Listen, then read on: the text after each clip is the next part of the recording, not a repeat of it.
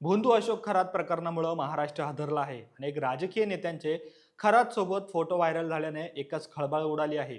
एकीकडे या वादग्रस्त प्रकरणात दररोज नवनवे खुलासे होत असल्यानं राजकीय नेत्यांवर टीकादेखील होत आहे. तर दुसरीकडे मात्र राष्ट्रवादी काँग्रेस शरद पवार पक्षाच्या खासदार सुप्रिया सुळे यांनी मात्र मुख्यमंत्री देवेंद्र फडणवीस यांचं स्तुती करणारं विधान केलं आहे. आणि या विधानामुळे आता नव्या वादाला तोंड फुटलंय. काँग्रेसचे प्रदेशाध्यक्ष हर्षवर्धन सपकाळ यांनी यावर संताप व्यक्त करत सुप्रिया सुळे यांनी विधान मागे घेण्याची विनंती केली आहे. पण देवेंद्र फडणवीस यांची बाजू घेताना खासदार सुप्रिया सुळे यांनी नक्की काय म्हटलं आहे की हर्षवर्धन सपकाळ यांना त्रास झाला, यावर सपकाळ यांनी नक्की काय म्हणाले? सुप्रिया सुळे यांनी देवेंद्र फडणवीस यांची बाजू घेण्याची कारणं काय असू शकतात, हे सगळं सविस्तर समजून घेऊ या व्हिडिओमधून. नमस्कार, मी अरविंद आणि तुम्ही पाहतात महाराष्ट्र कट्टा.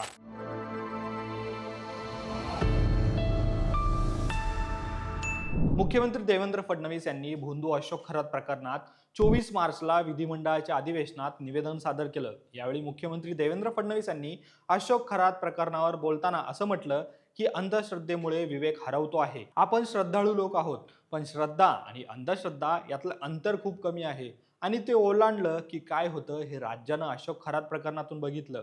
फडणवीस असंही म्हणाले की आपला महाराष्ट्र संतांची थोर परंपरा असलेला आहे. या संतांनी देवाचं अस्तित्व नाकारलेलं नाही, पण त्यांनी अंधश्रद्धेवर प्रहार केलेला आहे. त्यामुळे महाराष्ट्र धर्म वाढवताना भोंदूगिरीला कुठेही स्थान नसावं, असं काम आपल्याला करावं लागेल, असं आव्हान त्यांनी सभागृहातून राज्याच्या जनतेला केलं. एकूणच अशोक खरात प्रकरणात मुख्यमंत्री देवेंद्र फडणवीसांनी घेतलेल्या या भूमिकेचं शरद पवार यांच्या राष्ट्रवादी काँग्रेसच्या खासदार सुप्रिया सुळे यांनी कौतुक केलं. सुळेंनी फडणवीसांची तुलना थेट नरेंद्र दाभोळकर यांच्याशी केली. फडणवीस हे दाभोळकरांचा वारसा पुढे नेत असल्याचं विधान सुप्रिया सुळेंनी केलेलं. मात्र सुळेंचं हे विधान काँग्रेसला काही पटलं नाही. काँग्रेसचे प्रदेशाध्यक्ष हर्षवर्धन सपकाळ यांनी देवेंद्र फडणवीस यांच्याबद्दल सुप्रिया सुळे यांनी केलेल्या विधानाबद्दल नाराजी व्यक्त केली. हर्षवर्धन सपकाळ असं म्हणाले की सुप्रिया सुळे यांनी केलेलं विधान दिशाभूल करणारं, चीड आणि संताप आणणारं आहे. सोबतच सपकाळ असंही म्हणाले की डॉक्टर नरेंद्र दाभोळकरांनी अंधश्रद्धेचे निर्मूलन व्हावे, समाज जाणता व्हावा यासाठी आयुष्य खर्च घातलं आणि ते कार्य करत असतानाच शहीद झाले. दाभोळकरांचा वारसा हा शिवशाहू फुले आंबेडकरांचा आणि अंधश्रद्धा निर्मूलनाचा, सत्य व अहिंसेचा आहे. वारकरी संप्रदायाला पुढे घेऊन जाणार आहे. दाभोळकरांचे योगदान मोठं आहे, पण देवेंद्र फडणवीसांचा मार्ग मात्र अंधश्रद्धेकडे घेऊन जाणारा आहे.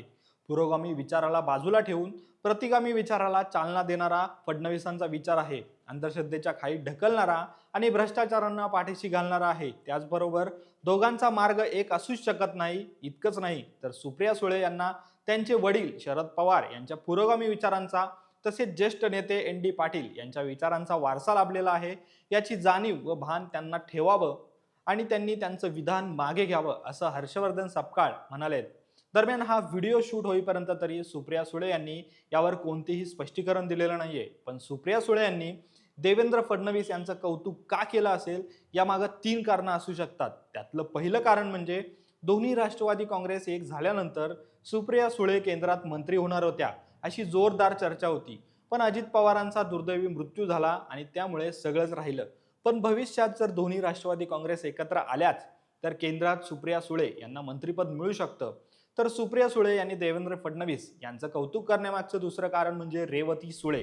रेवती सुळे हिचं लग्न नागपूरच्या लखानी कुटुंबातील सारंग लखानी सोबत रेवती सुळेचं लग्न होणार आहे आणि हे लग्न मुख्यमंत्री देवेंद्र फडणवीस आणि केंद्रीय मंत्री नितीन गडकरी यांच्या पुढाकाराने जमलं असल्याच्या बातम्या माध्यमांनी दाखवल्या होत्या. त्यामुळे सुळे यांनी देवेंद्र फडणवीस यांच्या भूमिकेचं कौतुक केलं असण्याची शक्यता आहे. तर सुळे यांनी देवेंद्र फडणवीस यांची नरेंद्र दाभोळकर यांच्याशी तुलना